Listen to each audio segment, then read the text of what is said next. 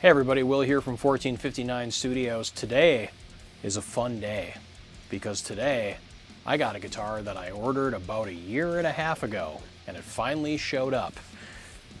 Really excited.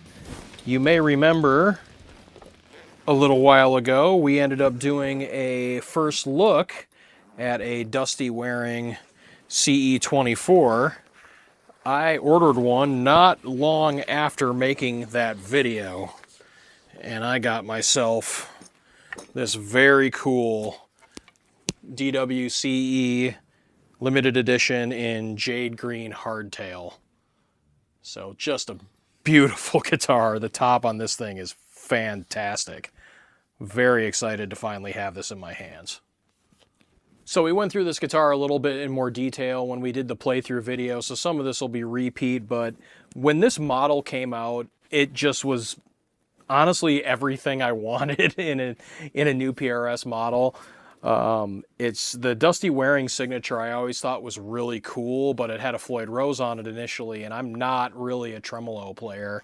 And there's a lot of people out there who aren't necessarily in love with tremolos, but they're cool if you use them. It's just not my thing. So when I heard there was going to be a hardtail announced, I was like, yes, please. And then I saw that it came out in green, which is my favorite color to have in guitars. I'm like, I must have this. So I was super, super excited to be able to order it, and then the wait began. It was about a year of waiting for it to actually show up, but totally worth it. Just love the top on this one. PRS just knocked it out of the park. So thank you again to Paul Reed Smith for making excellent guitars, and thanks for Dusty for designing a cool guitar.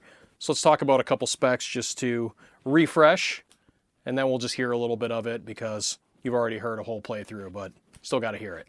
So I've always viewed the CE model as PRS's kind of workhorse guitar. It's the working person's guitar, if you will. It's the gigging musician, who I certainly am. I'm a working player. I'm definitely not a household name. I'm definitely not a rich person, but I love these guitars.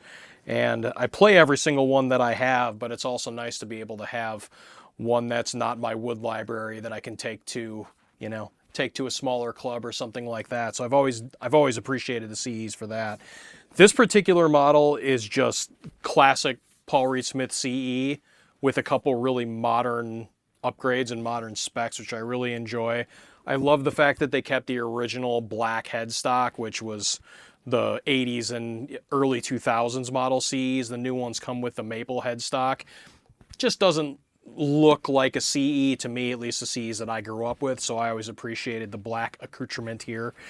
The maple fretboard is super unique for a CE, which I'm a big fan of. It's got a lot of spank, a lot of bite to it. It's very cool. I love how the back is just all blacked out.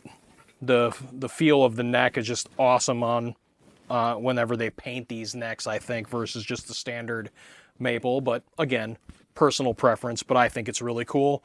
String through body, of course, the Phase 3 locking tuners. You have the signature Dusty Waring Tomahawk 2 pickups, which are really cool. The Mojo tone pickups, really a wonderful balance between the neck, the body, and all that. They do a wonderful job, especially for lower tunings like I enjoy.